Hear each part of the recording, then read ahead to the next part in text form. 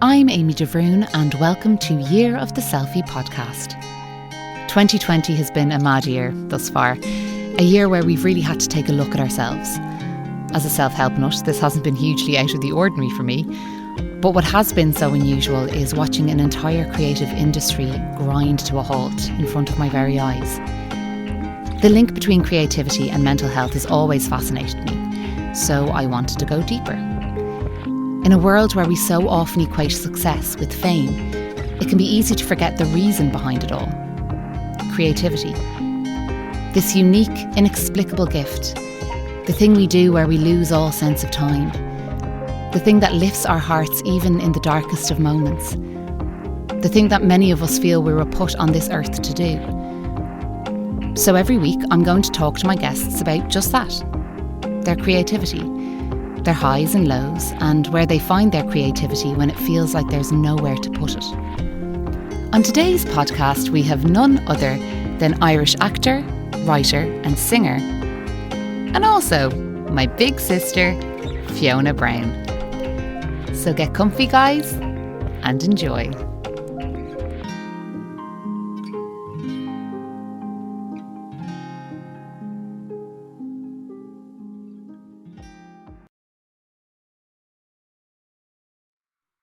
Okay, so Fiona Brown, welcome to Year of the Selfie podcast. Thank you very much for having me. For anyone who doesn't accepting know, all the bribes. When are you going to put me on your podcast? Why don't you love me, Amy? Yes, for anyone who doesn't know, Fiona is my sister, my older sister by many, many years. Well, you didn't have to say that now, Amy. You didn't have to say that. You left it up to the audience to... I have to start saying that to make up their own minds. What's very annoying is that, like my mother, Fiona has now stopped aging, which is really annoying for me because now people are like, God, yeah, which one's older? And I'm like, sorry. So, yeah. I think it's, I don't know. I think it's that weird 30s, 40s thing nowadays is kind of weird. It's kind of, you know, but anyway, hopefully, they just mush you in together. Hopefully I do take after our mother and kind of slow down the aging process a bit. But and it's also a funny one because I had years of and still do get it the odd time, like, is this your sister with our mum? You know, are you sisters? You're like, no. Which I was actually very proud of. I didn't mind it, and I actually didn't. I always thought that was pretty cool to have a mom that looked like your sister. But anyway, and but I don't know if I'd like it. But then there is a bit more of a gap between me and mom. That's true. Yeah, that's true. That would be weird. Yes, but yes, Fiona is a singer and actress and writer, actually. Yeah, so Fiona's been a bit of an inspiration to me growing up, and and what I find why I wanted to chat to my sister, not only just because she bribed me to let her come on the podcast, but is because I feel like what's very interesting is you've had a bit of a rebirth, if you don't mind me saying, like in recent times. I feel that's what I say. Yeah, it does feel a bit like that, all right. Yeah, a kind of a return to acting when I had previously thought I had finished with it, kind of, you know. Yeah. So you've got 3 kids, for anyone as well who doesn't know. So did that come in conjunction with having kids? That it was kind of a natural break? Yeah. But also I think when I had... Sorry, I cut across you there. No, you're good. So I was 33 when I had my first child, and I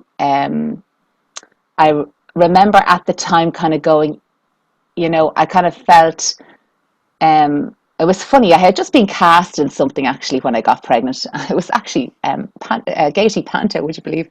And it felt really funny when I got that part, and I was, you know, I thought, this will be fun for Christmas, and and I had always loved the Gaiety panto, so I thought I'll enjoy this. And then, literally a week after I got the part, I found out I was pregnant, and I just laughed and kind of went, ha, ha, and I rang my agent, and she laughed. And I was supposed to play, I think, the fairy godmother, or that type of a fairy queen or something. And there was no way I could do that. I would have been 5 or 6 months pregnant by the time, and by the time Christmas came around. So I kind of happily backed out, and I think that kind of told me something about where I was with acting in my life. I had, you know, yeah, I definitely felt in my 20s and early 30s that things weren't going in the direction I wanted them to go in, things weren't happening in the way I would have liked them to. So I was ready to kind of let go of it at that point and just see what the next phase would bring. And really enjoyed being pregnant, really enjoyed, the nesting phase. And I was very lucky. I was doing voiceovers. So I always felt there was a connection to performance there. And I had my own little thing going on, and I had been doing some singing as well. Did my own sort of cabaret show and things like that. So I kind of thought, I didn't plan to give up, don't get me wrong, but I kind of felt like I could let go. I could let go of maybe the burning, the kind of the painful desire that I had associated with wanting to be an actor, and let's just see what this is like. And actually, what I found was very quickly, because I let go of that sort of, I wasn't getting as many auditions, and I was just kind of happy to kind of let it go. And then when I had Riley, I was delighted to find a sort of a natural ebbing away of ambition and drive about my career.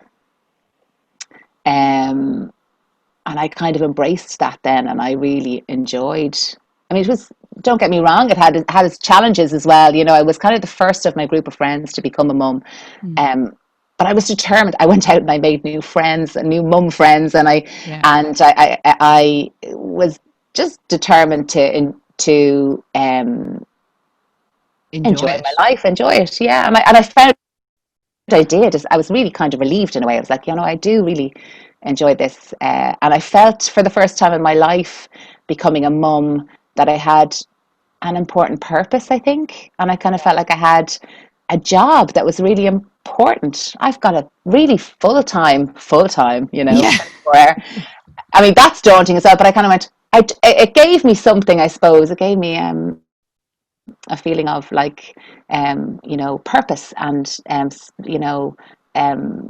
I felt it was creative as well. And it also connected me to people in a way that I felt being an actor didn't, because I was frustrated, because I wasn't getting the work, because I was missing that sort of I was hungry for that sort of connection with people. I love the camaraderie of acting. I love the community of acting. I love being with other actors. I love going into the rehearsal room and working with people, and I wasn't getting to do that enough in my life. But through having children, I found a new community, I suppose, and a new sense of belonging, maybe, to that fed me in another way, and I found it creative. I found sort of singing songs and making up silly rhymes, and what do we do today, and just even yourself with Billy now, the age she's at, seeing the world through the eyes of a child, especially in that first year when everything is so new. I really enjoyed that. So and was sorry, the pain that's a long like answer no, to it's a great question. answer. I think loads of people will connect to that, because was the pain of it starting to just overshadow those moments when you do get the work? Do you know what I mean? Like the pain of not getting the work and not being in the room enough, or the pain of sitting around smoking fags, drinking wine, tell everyone talking about you? Were you seen for this? Were you seen? Was that just did that just get stale? Or I'm not saying that's what you do. I had like I really wanted to do really good work. I had high Yeah. ambitions, I think. I really wanted to do, the Chekhovs and the Strindbergs and the those kind of plays, and the classics, and Shakespeare. I really wanted to be that kind of an actor, and I really like when I was in London briefly, but I was always auditioning for like physical theatre groups and ensemble companies. I definitely wanted to be part of an ensemble. Like that was kind of where I Yeah. kind of where my dreams really were, and those are the kind of theatre companies I admired.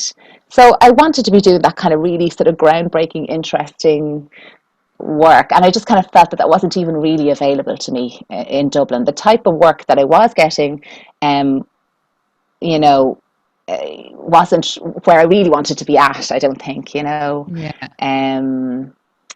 I tried to make my own work happen, and I did over the years. But I found that, yourself, like you can only, It's exhausting. it's very tiring. Yeah. Yeah, And because you have also, to do everything, and you have to yeah. raise the funds, and you have to And produce it, and you're the one who walks away at the end of the day with nothing. With yeah, no money, I mean, to show for it. no, Yeah. totally. And did you find a bit with that work? Because I'm kind of Mm. coming to that weird place with my creating my own work at the moment. I'm kind of looking at these, like I feel like I've built a little portfolio of like shows or films or writing and all of this kind of stuff. And I just have this moment where with funding and stuff like that, I'm going, like 95% of the funding things I go for that I don't tell anybody about, I do not get. Yeah. And did you feel like that at a point? Because I'm kind of going through this moment where I'm going, oh, what's the point? Like, really, what's the point? Well, maybe I'll just be an actor that gets employed and stuff now. I have enough credits. Maybe I'll just do that for a while. Like, Well, yeah, applying for funding is another full-time job, and mm, I think as an independent artist, um, it's becoming unfeasible, yeah, to, well, maybe now during these COVID times, we can all be sitting down and applying for things that if we have the time, and it's different. But certainly as a parent, mm, putting aside the time to do a detailed application for Arts Council funding yeah, um, is kind of unfeasible. And when you add all the hours up, by the time you get the small amount of money, if you're lucky enough to get it, you've you've already, already earned that money, and yeah, I just don't think it's sustainable, so yeah, you go through waves. It's like with anything, you go through waves of feeling charged, and you have enough in the tank maybe to kind of plow in, and let's, if the project you're really enthusiastic about. But in terms of long term, as an independent creative, without the support of maybe a company around you or admin support, yeah, I just don't think it's feasible. Not with a family. no, Myself and Tara, who co-wrote "Can You Name This," which is now on hold, was supposed to be performed this year, but it's going to happen. So it's somewhere up in the cloud there. like We'll most things find at the out moment. when. But yeah, we originally applied for development funding for that project in the summer of 2017, Mm, and it took us practically 3 weeks of the summer, with our heads down, yeah, to really, and that was at the end of that, we just felt we'd shortchanged our kids out of a summer as well, because we yeah, kind of, so like it yeah, was like we kind of went, oh, I don't know if we can do that again. Now, we did apply again and got it the second time around. yeah, Well, we've got presentation funding. We never got development funding, but that was a hard slog, and Tara took a lot of the brunt of that. But it's full time. Like, it's a yeah. full time. Full-time job. Get your head down. And then you're chasing up people for CVs and letters of support, and Yeah. yeah. And So yeah, so Can You Name This is like a very interesting show. But you guys have been, and it was supposed to be in the project this November. Is that when it was? Yes. Yeah. Yeah. But Yeah. you guys have been ticking away at that for ages, like really putting the work in, and like, Yeah. and I feel like with a show like that, it was like you really had to not push for the support, but it took its time. It was like, well, prove it, prove it, prove it. And I think, and was that to do with the fact that I know, like like you guys are known, people in the industry, but I don't know if this is correct. But like, say with Tara, she was saying like you took there was people there that had to take a step away from theatre for a significant amount of time because they had children, and it's just not Yeah. sustainable. Yeah. So Yes, that's Tara Darrington was the originator of Mothers Artist Makers, which was a group we formed in the wake of Waking the Feminists, to kind of add the voice of parents, to primarily mothers,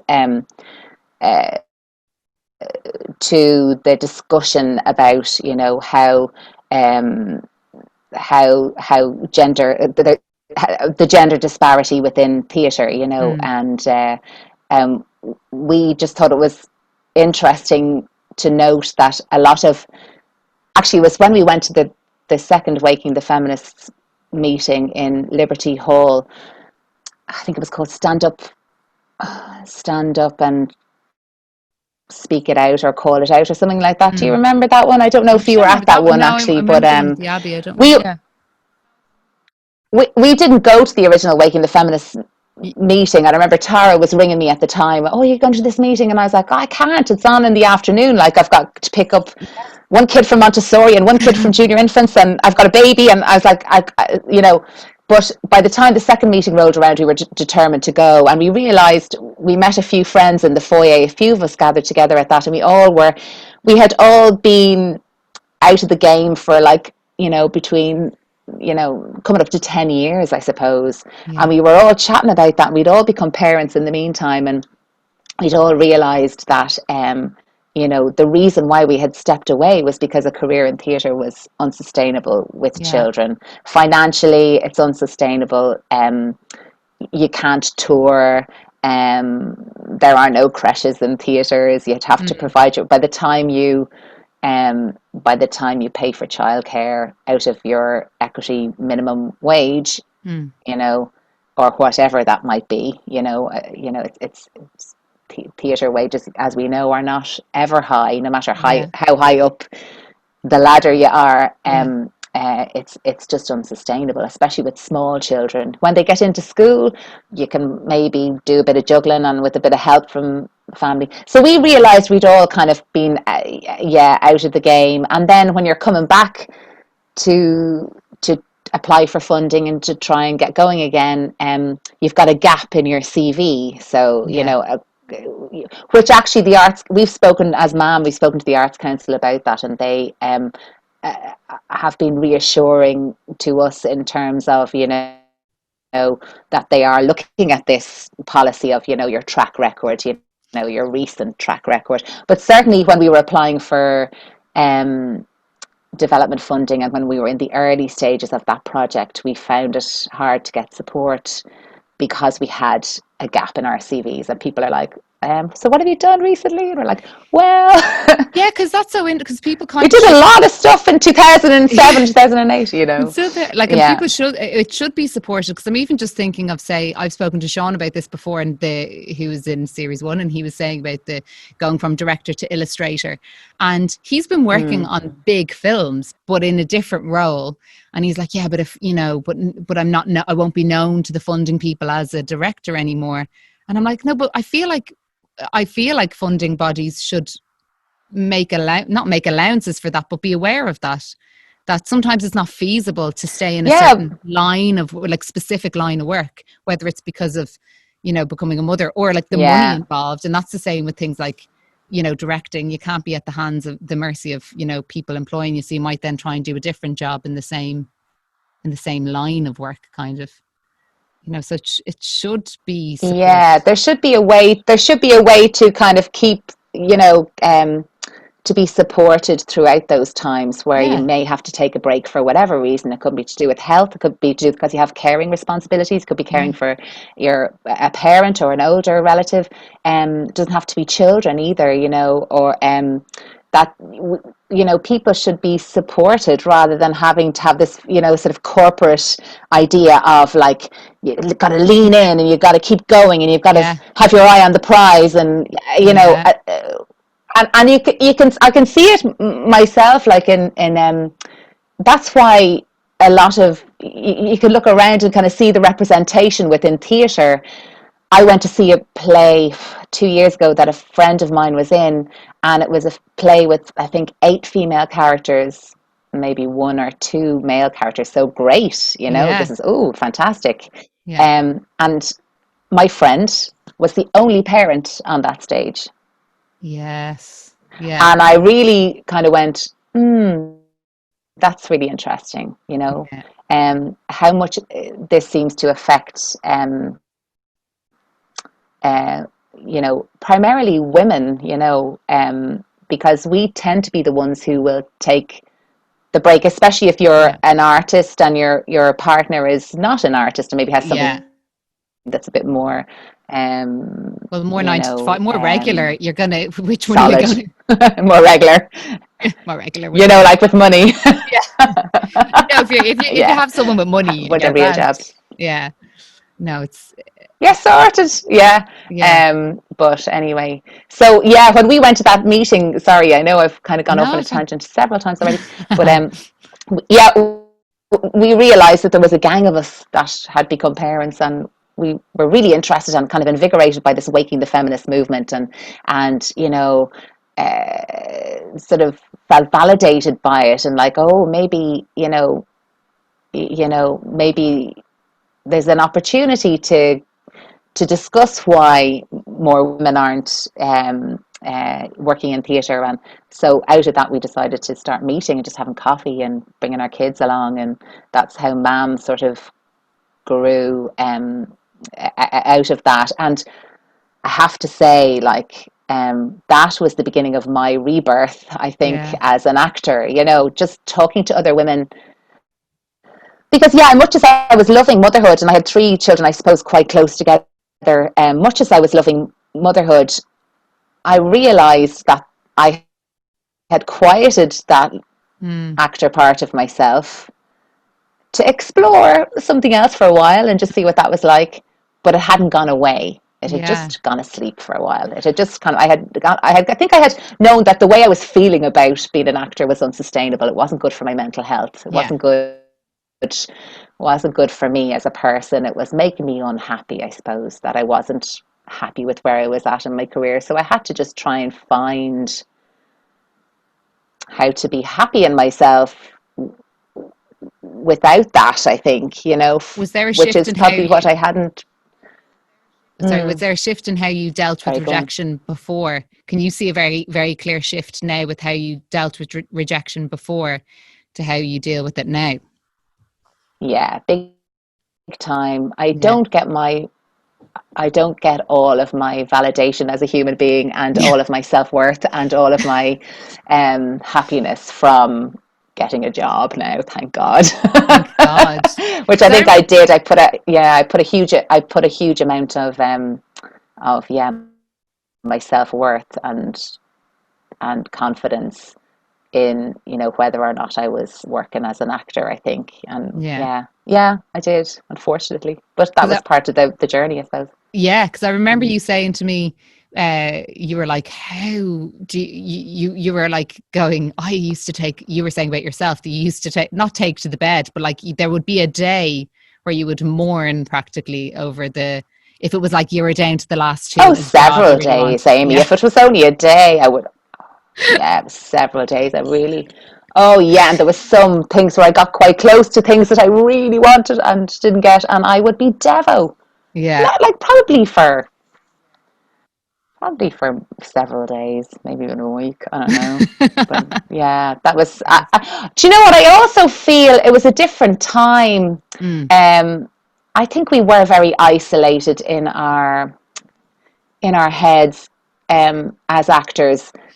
we did sort of go to the pub and drink pints and bitch about, you know, not getting roles, or the fact that there was nothing happening, or, you Yeah. know, uh, and there was no space for discussing the deeper, like what we're doing here now, like these kind of Yeah. podcasts, and The deeper um meaning behind it, like the actual yeah, creativity, not the gig. Because you're so focused on the gig, you forget what the thing is that you love about it.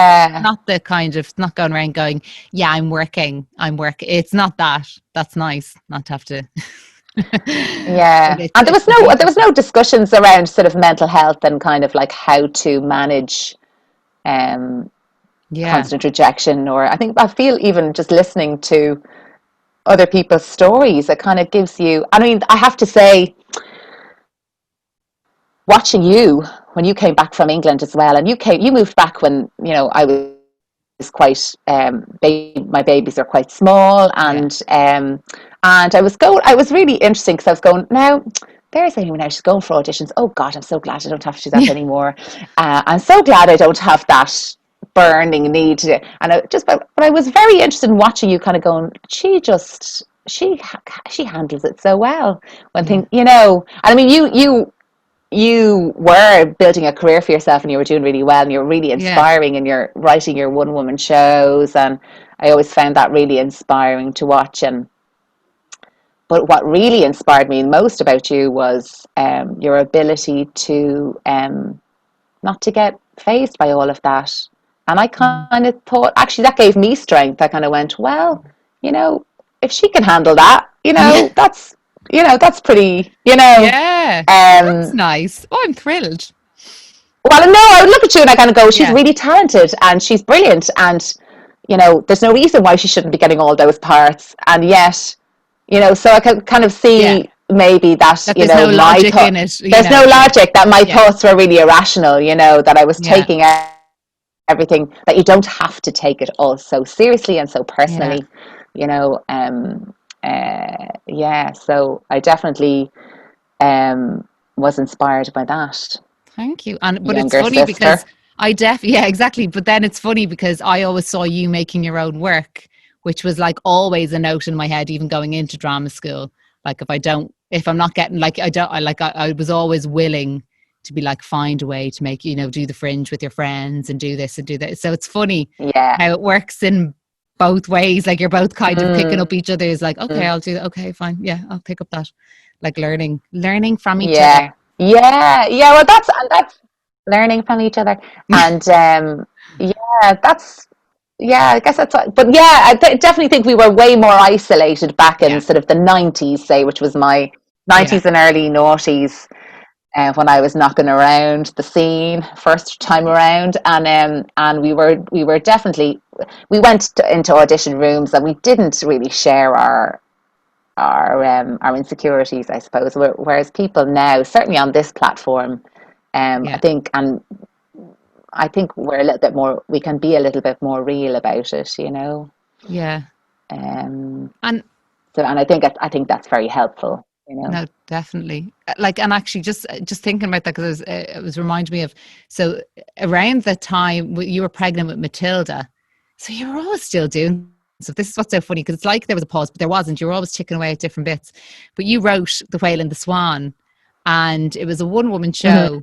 And I was just thinking about it there today, because I was bringing my one-woman show to the Camden Festival in London. And I was in one Yeah. theatre, and you were like, should I apply? I was like, oh yeah, and we'll do it under my theatre company's name, because I had Yes, done it that's before. So right. we knew it had a better chance of Yeah. getting in. And but I remember you were like, I'll just throw it on in London, no pressure. And it was a brilliant show. So it's like, was putting it on in London just a way of just being like, I'm just gonna see if I like with no pressure and because nobody knew you, kind of. Yeah. Yeah, I think I just would have crumbled under the pressure of doing that in Dublin. Yeah. Even though we did end up doing it, I did end up doing it in Dublin subsequently, but uh, I think that was for myself, that to do that in the Camden Fringe, just to, yeah, it was nearly like a kind of I wanted to do that for myself, just to see if I could bring that little project to fruition and put it Yeah. on. And it was really, yeah, that was just very life-giving thing to do. And I knew I was just about to have my third child. I knew I was going to be, I was Yeah. going to be back in the throes of it for a while. I was just like, I'll just do this before I have her, and then that'll give me, that'll just give me another little hook to hang on to for a while. And I was so glad I did it. Yeah, but yeah, I think definitely if I'd have tried to put it on in Dublin first, I think that would have been felt like way too much pressure. Yeah. Because it's terrible, and I don't think it's the case anymore. I feel really supported in Dublin. I think by the community, like especially with the mums that I know, Mm. and even it's so funny coming back into the career again when you're older. Um, the people that you knew when you were an actor have evolved into directors and producers Mm.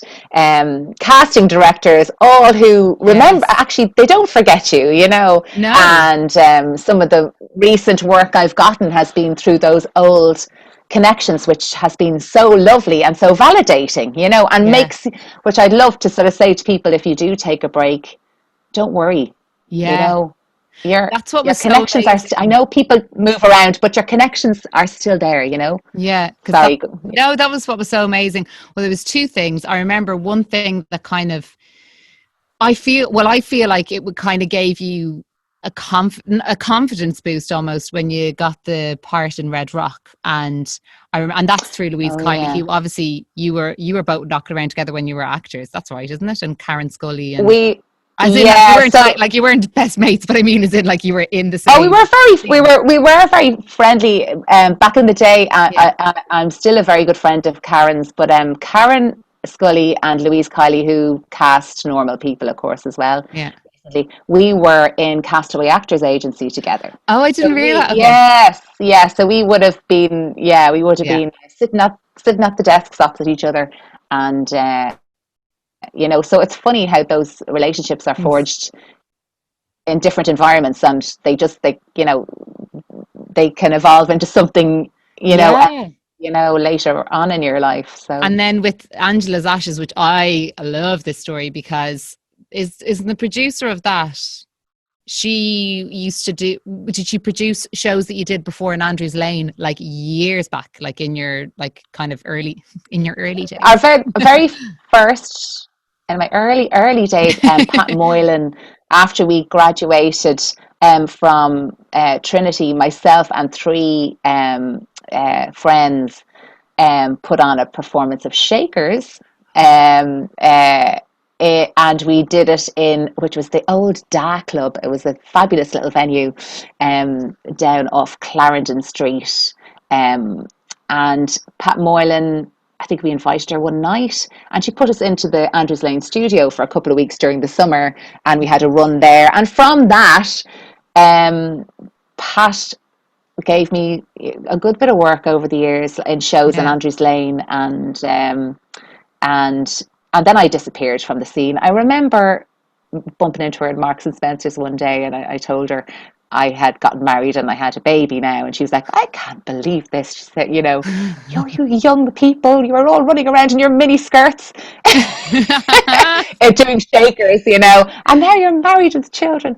And I didn't see Pat for years then, and then I think it was Pat and lovely Vincent Breitling, who was assisting Pat on the production of Angela's Ashes. He was assistant producer, production manager. I hope I'm giving him his proper title, and is the amazing legendary front of house manager at the Gate as well. He remembered that I could sing when they were looking to recast a part in Angela's Ashes, and called me in for that.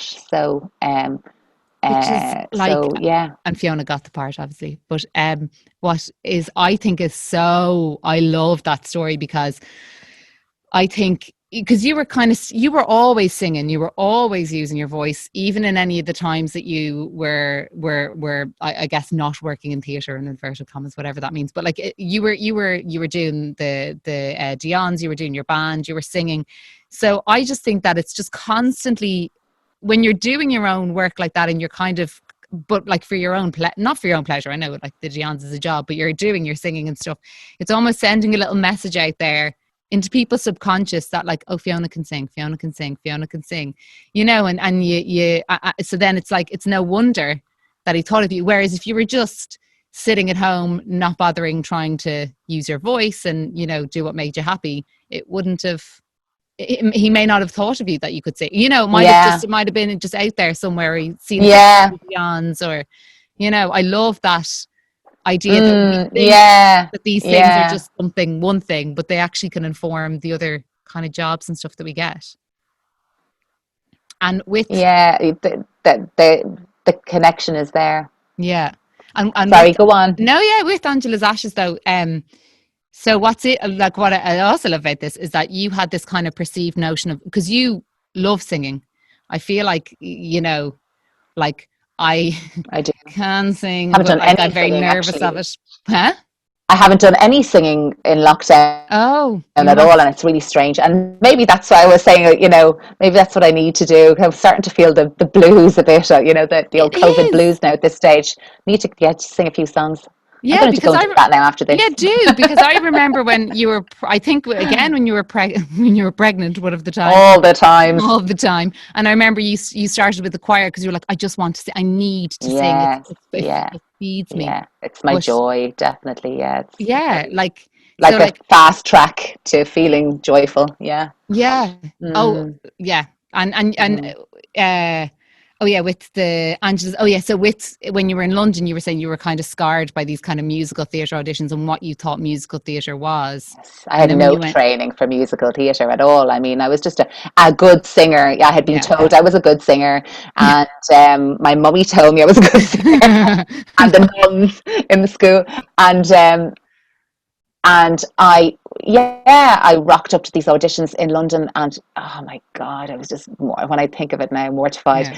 Singing my little songs, and you'd hear these big belters, you know, and I'd just be like, oh no, it's just a different type of performance, you know, a different and it's like fame. It's like fame or something when you walk in and everyone's like tap shoes and stretching and. Yes, exactly. Yeah. I was there in my tracksuit bottoms, and then you'd have to go and do the mortifying movement, you know, where they teach you dance routines, and you're like, I can pick up aerobics routines really quickly. I'm not sure why this isn't happening for me, but so I quickly realised that wasn't my route. That wasn't the type of singer I was, you know. So I got, this is like another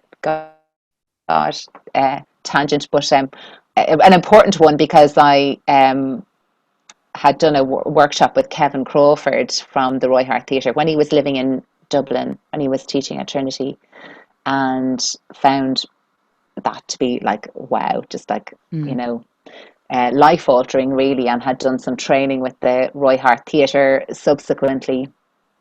And that's where I really found the connection with my voice and acting, and everything just kind of clicked for me as a performer, you know.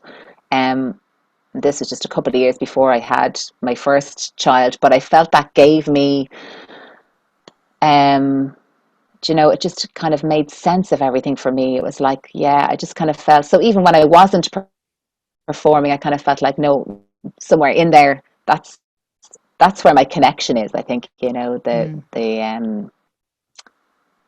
and that helped me, I think, just to get confidence with my voice and singing, you know, and trust my own voice, not try and make it somebody else's voice or to sound like somebody else, or, you know, that my own, your true voice, your human voice is, you know, is powerful, you know, and to learn to work with that. So I had, I guess, some that helped me to get over the traumas of those kind of West End auditions and find my own way to singing, you know. And then so with Angela's Ashes, it was a lot of kind of like harmonies, which is your specialty. I've never seen someone who can do harmonies, which I love. That's so Yeah, Fiona, basically you'll sing a song and Fiona will just like start like harmonizing with you, and you're just like, how do you do that?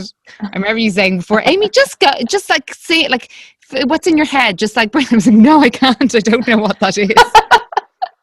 Don't know what that means. So it was a lot of harmonies. It was a lot of like, yeah, movement. So you didn't have, you could use your true voice, and there was a couple of people who are belters, and then there's other people who have different kind of. So it was using everyone's strengths, Yeah, kind of thing. yeah. It's funny because I was saying to one of my singers that I sing with in the Dion's, Sharon Gaynor, who's the most incredible soul singer, Mm. and I was going through, yeah, but I like, I was telling her about Angela's Ashes, and I was like, it's a proper full on musical, like, and like I can't sing like you, like I'm not a big belter, and she said to me, she's like, Fiona, there are all types of different singers in musicals. It's about Yes. and it doesn't, the big band, that's one character, but and the wonderful thing was on my first day in rehearsals for Angela's Ashes, all my fears kind of melted away because David Hayes and Mike Dixon, who were the most amazing, oh my God, so lucky to work with them, Mm. musical directors and musical supervisor. They sort of, because my character is quite an earthy, Limerick woman, with no airs or graces at all, and says what, shoots from the hip, says what she thinks, smokes and swears and all of that. Mm. And they were saying, this song, we don't want to hear you singing it, like, we don't want you to be like worrying about it sounding Yeah. amazing. We want you to perform it. We want you to act it, And I Yeah. was like, oh yeah, I'm in the right Yeah. place. I am in the right place actually, because Yeah. then all my fears kind of melted away, and yeah, it was wonderful. The harmonies in that show were just so special. They were Actually, gorgeous. harmonizing is my favorite. I'd rather, harmonize any day than sing a solo. I love Yeah. that kind of blend of all those voices. It's just to be part of that is like, Yeah. yeah, Yeah, because you do a very specific thing. You wonderful. do a walk and a thing with your hands. You walk around and like if we're Do singing, yeah, it's actually I think even if we're having like a sing song, do I sort of get it going and you start like what's it's conducting, conducting? Yes, yes, yeah. Oh, it's brilliant. It's so good. We'll have to have a sing song soon now. Oh, I know, to lift Mm, the old blues. mm. Can I actually talk? One other thing I was just thinking of there when you were talking about physical theatre and getting in touch with your voice.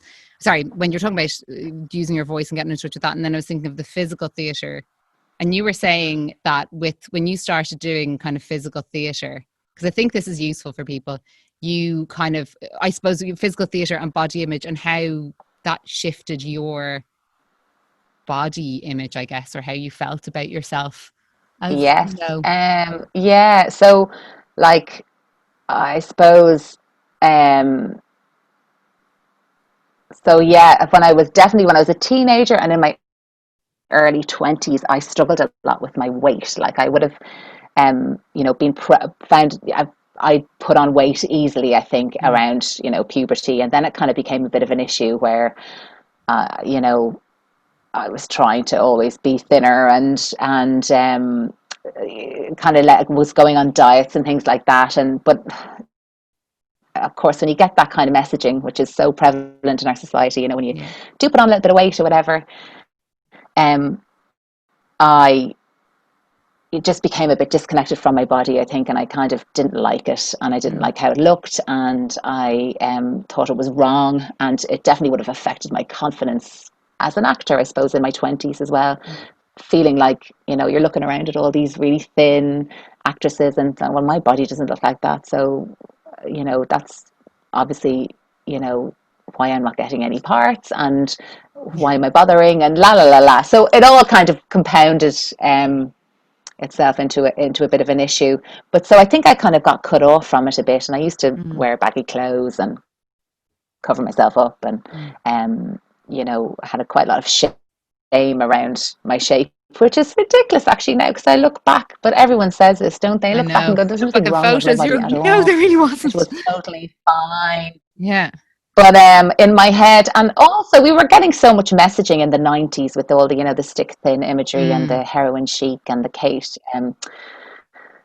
What's her name now? Kate Moss, yeah, was kind of like the icon, and then Kate Winslet was like the bigger girl. Yeah, Who was and she's like not big. size 10. Yeah, Yeah, no. God forbid. So it was all very fucked up, and I mean it still is to Yeah. a great. But I'm so delighted there's people like Jamila Jamil in the world, and Mm. just all these wonderful sort of like fat activists and body acceptance activists now. I think that's Mm. wonderful to see. And um, but yeah, so yeah, I think I just became disconnected, and definitely, of course, that would affect you as an actor. If you're not able to accept your body and work with it and Mm. use it as a tool and an instrument, which is essentially what it is. It's definitely holding you back. So yeah, by doing physical theatre, and I worked with a really great mime artist called Rowan Tully. I was lucky enough to do a couple of workshops with him, and then got cast in a play that he was directing with a theatre company that I had started, a physical theatre company with Sue Maithen and Una McLaughlin. We did a really, at the time it was very avant-garde in Dublin, a show called 1158, which was all physical theatre, some text, a lot of chairs, kind of these kind of chrome chairs and I interesting feel like hanging lighting, out of the and ceiling or something at a one point. singing ringing tree. Oh, I thought it was deadly. I was No, it so was. like, I thought you were yeah, hanging out of the ceiling yeah, at one point, and yeah. I remember being like, Una "What?" was hanging out of the ceiling, and I think I took her down, and I think I a fireman's lift, and then I wore her as a handbag, Yeah, and all of this stuff, and I just loved it. But that helped me, wrote all of that sort of really physical stuff, and I was really into it, and I was really kind of, I would have loved to have gone further with that kind of exploration. There just wasn't anything in Ireland, yeah. at the time. I mean, Barabbas, I would have done workshops, like Raymond was amazing, and Veronica and Michael Murphy. I would have done workshops with them, but they were few and far between, I guess. There wasn't that much happening. But it definitely helped me connect to my body in a way, and enjoy moving it and expressing through it, um, and helped me to start thinking of it as something more than something to be looked at and Yeah. judged, and that. So yeah, I mean, it's a journey, isn't it? Like when you, Yeah. I worked with a bunch of young actors recently, just before lockdown happened, and I was just so inspired by them, because I really feel, maybe it's to do with the training, or maybe it's just to do with the times we're living in. Um, Maybe there's a little bit more freedom to be who you are, and a bit more discussion around things like body image, um, and I don't know, individualism and expressing who you are and that kind of thing. But I definitely find them really inspiring, that they Yeah. seem to be just kind of like, as actors, I mean, Yeah. and as people, but just in terms of how they're just running with it, like they're not letting anything hold them back, Yeah. maybe my generation, are we were still hanging on to, we were still very much under the hangover of that sort of body shame and hiding away and not really, Yeah.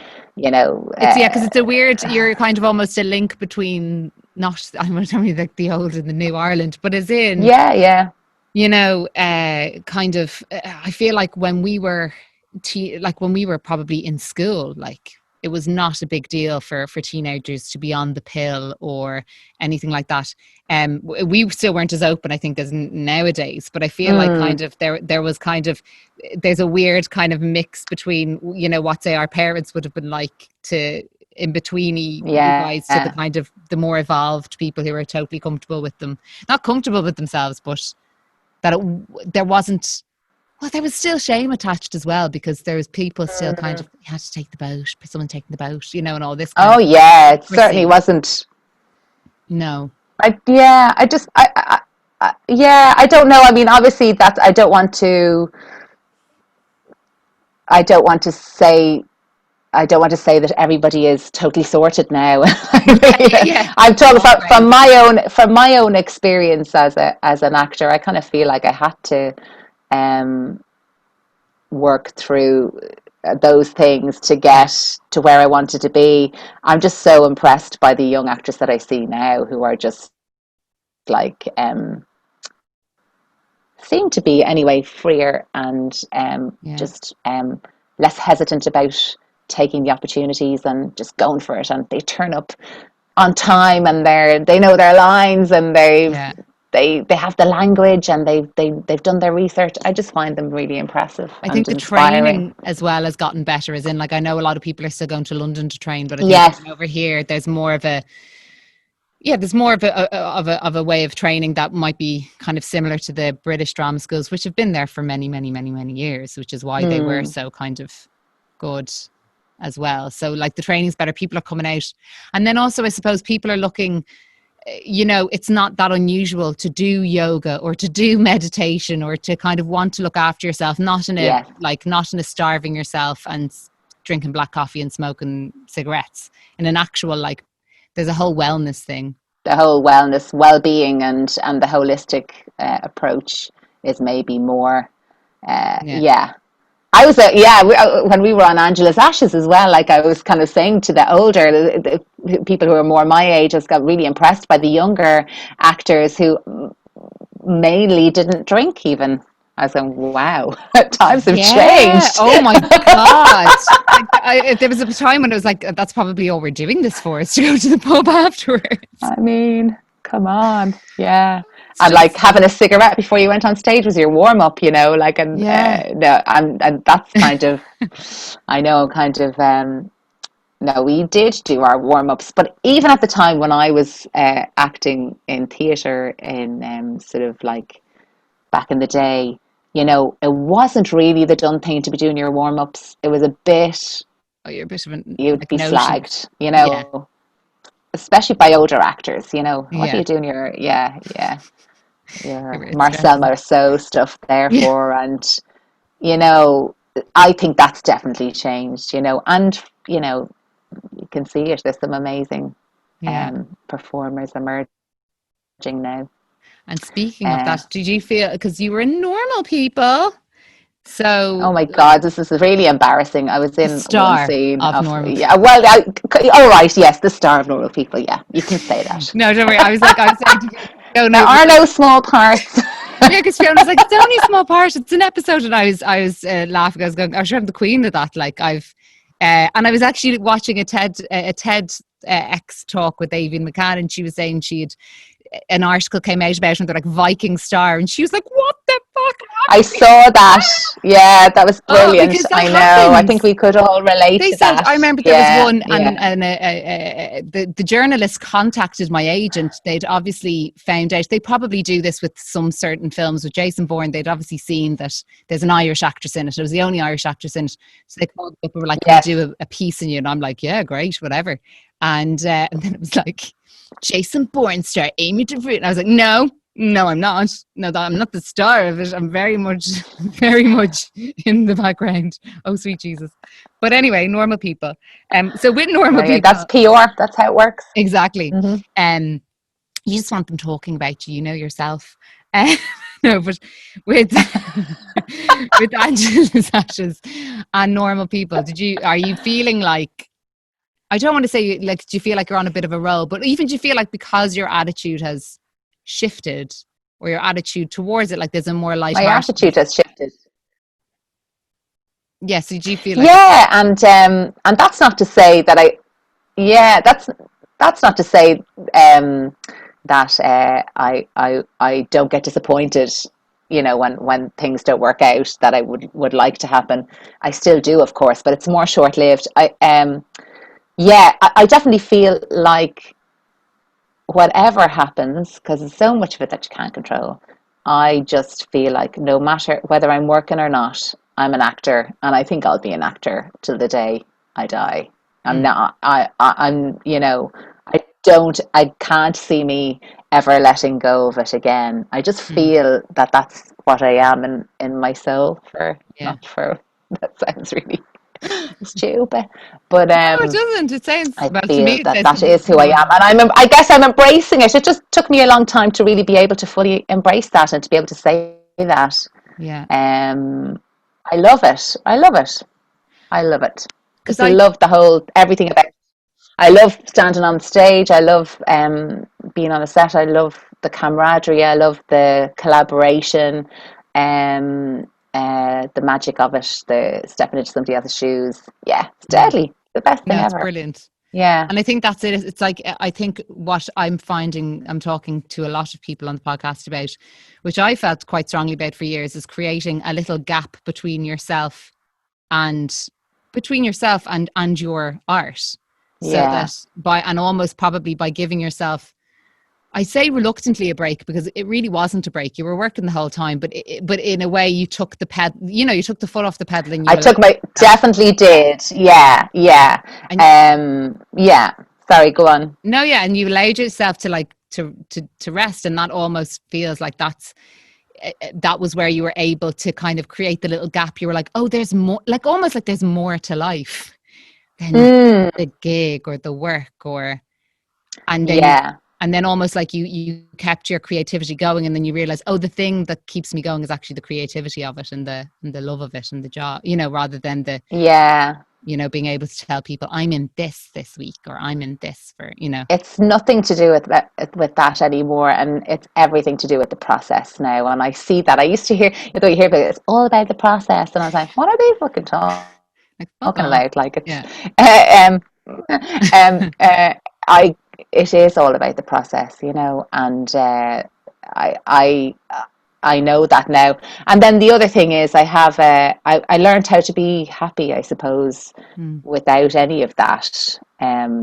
So I'm approaching it now from a different point of view. I'm Yeah. approaching the business or acting, the business of acting or acting or whatever, um, from a different point of view, because I have a life, and I'm Mm. that I'm happy with, and I don't need my art to fulfill that part of myself. It's the icing on the cake, really. Yeah. Um, yeah. I suppose it's sort of a final question for you, Right. kind of. Okay, we're heating up Um, here. it's getting serious. Getting a I'm in hoot. my I'm in my sweat box under a duvet for anyone who isn't watching the YouTube, and That's I'm warm, isn't literally, it? Whew. yeah, it's horrific. Um, but Clammy. yeah, very clammy. Very clammy. But so Fiona, what does creativity mean to you? You don't, yeah. I always then over explain Oh and go, it God, can yeah, I be didn't as think long about as that. you like. You don't have to have a very clear answer. It can be, I it's just, should I have. like to hear people's. Yeah. What does creativity? Freedom, I think. I Yes. think it means freedom to me. Yeah. I think it's a privilege Mm, to be able to engage with your creativity, mm, and um, it's a space where, yeah, I just feel free. Time stands still. mm, Um, uh, it's where all the magic is, um, and where I feel the most alive and the mm. most present. Yeah, Yeah. I think that's it.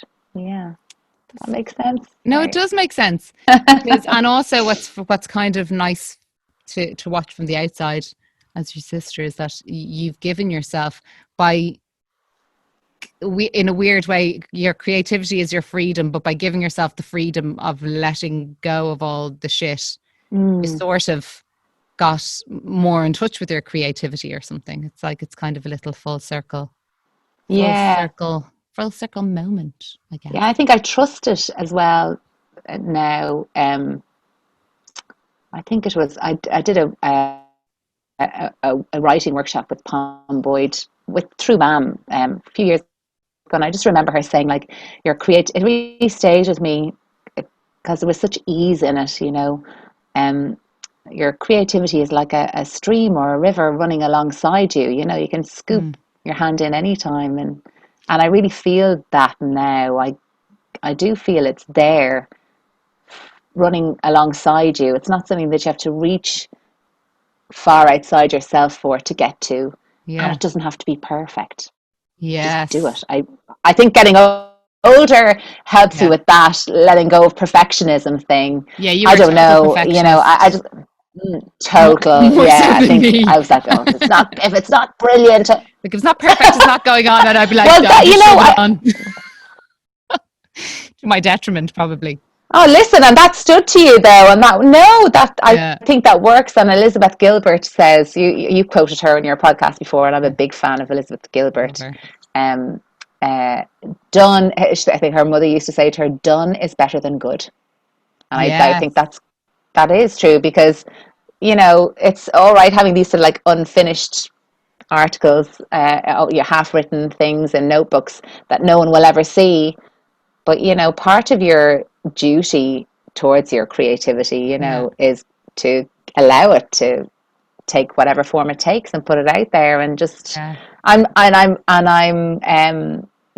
thankfully, yeah, a bit freer in that respect now as well. Yeah. And you don't know who it'll touch. Not That's that I've the done anything, not that I've done for any lockdown. creative writing in no, Well, how no, how could you? like not even, yeah. No, I don't, yeah, I would like kind of, yeah, I'm just, as soon as the kids go back to school for like their whatever hour and a half a day, then yeah. Then I I'll do. might do something then. Yeah. But again, I'm not panicking about that because like that stream's there. I can scoop it Yeah. up anytime. Don't feel like it right now, Exactly. And it's but and then I it's will again. yeah. And I think it's totally better to go with that. Because like, oh my God, forcing yourself, mangling Yeah, yourself into it for that little hour, it's just not worth it at the moment.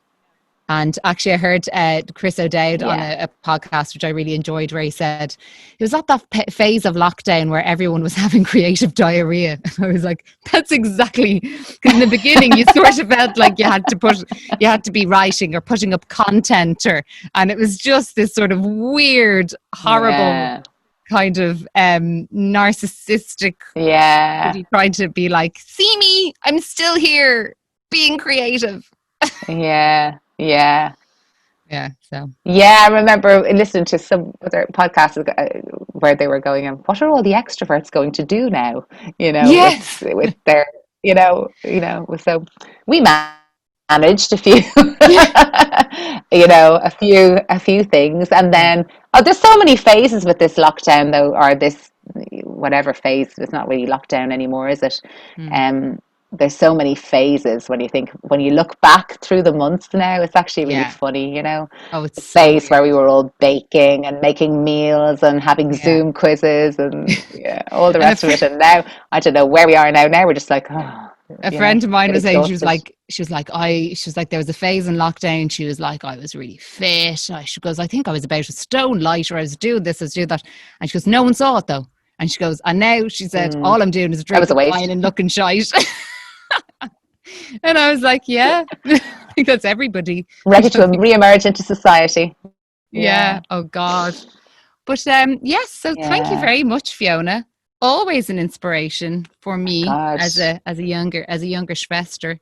So I'm actually delighted to have you on the podcast because I think you're very articulate, and I think your story is really interesting. I think it will resonate with a lot of people. Pretty much everything you say, I think will resonate. I think yeah, and it's really good. It's really comforting, I think. Well, apart from like body image, finding your voice, all of those other things, I think even just as a mother, I can now relate to, be in the industry. It's really comforting to know that like it's okay, like it's still there. If because I think there's so much fear. There was so much fear with me about having a baby. Yeah, I was like, well, that's it now. That's the end of that. Like, yeah. and it's actually not like that at all. So No, I think if you can manage to just kind of like not freak out, like yeah. everything in life, just don't freak out. It will be fine. You can step back in. Your old contacts are still there. It's like anything you decide, Yeah. Um, Yes.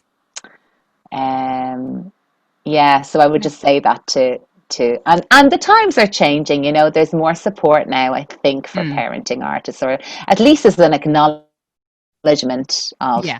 That they parenting exist. artists, and people are aware. Yeah, yeah, and Yeah. hopefully there will be more supports coming. Well, that thing you sent me today, that link, it's a Screen Ireland thing, is it? Yes, For it's for with supporting? Screen. I think Screen Skills Ireland shared it. Ailish Bracken is one of the people behind it, and the name has just left my head. But I sent it to Fiona earlier, and I actually will link it, because it's something that's kind of been started to kind of support It's like Raising Something, is it? Raising Film. Sorry, yeah, the name's gone for me. I think it's Raising Film Ireland. Could be Raising Film, yeah. I hope it's that Raising Film, and and they've it's to support parents and parents carers in the film and TV industry, which is brilliant. Because I know a friend of mine, say in the UK, when she had a job, she was doing a TV job up in Manchester, and how they actually managed was they ended up finding a trust that you would do a means test for, and if you were if you and your partner were earning under a certain amount of money, they will fund you for childcare, which is brilliant, because she would normally not have childcare. So I'm not saying that's what this is, but I think they're kind of open to kind of opening up the discussion. So I think anything like that over here would be amazing, because it's only going to get harder with lockdown and COVID. Well, thank you very much, Fiona. Thank you so much. It's a pleasure. We just got to chat. We never do this, guys. Well, not like this. It's too hard. We don't. Yeah, we don't. Yeah, constantly running after little. Do it more often. I know. We just do a podcast every week ourselves. Yeah. Sure, fuck it. Okay. Thank you so much, Fiona. Love you. Thank you. So there you have it, Fiona Brown. I, as always, loved chatting to Fiona. We don't get to do enough of it like that, because Fiona has kids, I now have a child, we're also from a very big family, so it's very hard to get that one-on-one time. So if anything, it was just nice to have the chats. But also, I just so admire Fiona's complete and utter shift in attitude. I love seeing somebody who struggled, with rejection, struggled with the industry, struggled with their self-image and their self-belief, and had the bravery to step away, to give themselves a breath, and then come back into the industry without the trauma attached. And she did that, and she's living proof of that. And it's really inspiring to me, and I hope it's inspiring to other people. So, yeah, well done, Fiona. You're doing fab.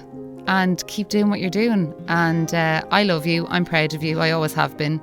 She could just be sitting in the corner of the room singing a song, and I think she was great. So she's my big sister, and I love her, obviously. So I hope you enjoyed that. There's still more to come for series 2. If you did enjoy the podcast or got something from it, please share it. Please subscribe to our YouTube or Apple Podcasts. We're on Spotify as well. And until next time, have a great day, guys.